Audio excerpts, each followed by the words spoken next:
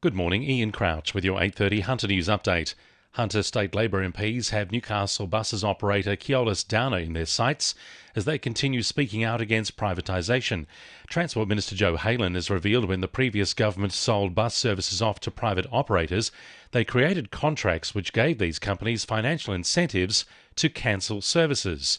Newcastle MP and Hunter Minister Tim Crackenthorpe says privatisation has crippled the city's bus service and the government will be undertaking a review of the contract with Keolis Downer.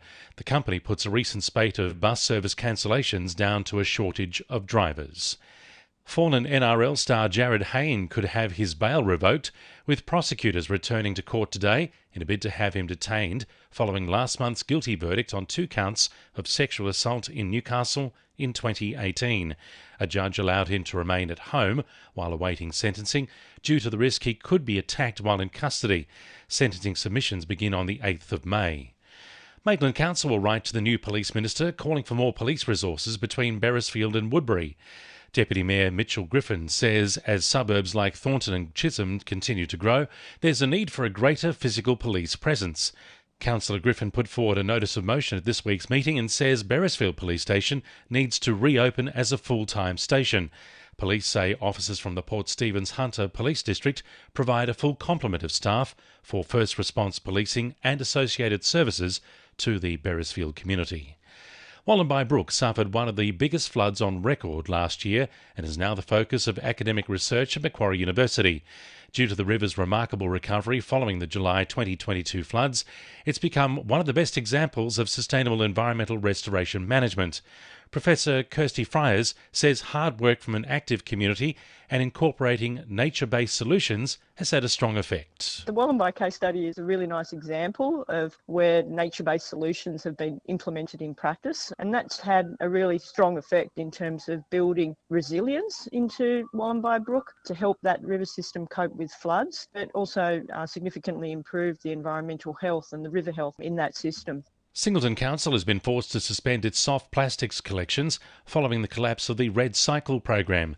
As a result, Council will no longer be accepting soft plastics at its facilities. Council's Director of Infrastructure and Planning Services, Justin Fitzpatrick-Barr, says they hope this is a short-term issue and another avenue for recycling can be found sooner rather than later.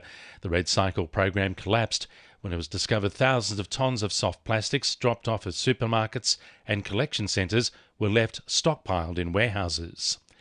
Hunter Rugby and Run DIPG's charity round will kick off this weekend, raising awareness, empowering advocates and fundraising to support DIPG cancer research. The organisation is encouraging community members to support the effort to find a cure for the deadly disease, which currently has no available treatments. Run General Manager Joe Bennett says there are multiple ways people can support the cause. People can get involved and donate either via our website, and this weekend at the rugby we will be having our QR code there for people to donate. On the day they can purchase Run DIPG merchandise. They can also hop on our website. To volunteer is really important. That is how we raise funds as well. 2NURFM Sport. The Knights have officially re-signed Premiership and World Cup winner Yasmin Clydesdale for a further 3 seasons. The Origin back rower says she was always going to recommit to the club and wants to help their younger players moving forward. I think being a little bit older and realising that I live in Scone, so it's 2 hours away, and being able to be here for the younger generation as well and kind of build that positive culture here at this club is, I think, super important for me. Meanwhile, the men's side are looking to keep their unbeaten run going when they take on back-to-back premiers Penrith tomorrow at McDonald Jones Stadium. The Jets are hoping to keep in touch with the A-League top 6 when they go head-to-head with Macarthur at home tonight. Anything less than the win could see both clubs' seasons come to an end, with 3 matches left in the regular season. Coach Arthur Pappas says the side knows what's at stake and has backed them to put in a strong performance. And in golf, Toronto teen Jake Riley is 7 shots off the pace at the Australian Junior Amateur in Tasmania. And the winning numbers in Powerball are 5, 12, 15, 19, 27, 29 and 33, and the Powerball is 4. And now you're up to date with the latest 2NURFM Hunter News.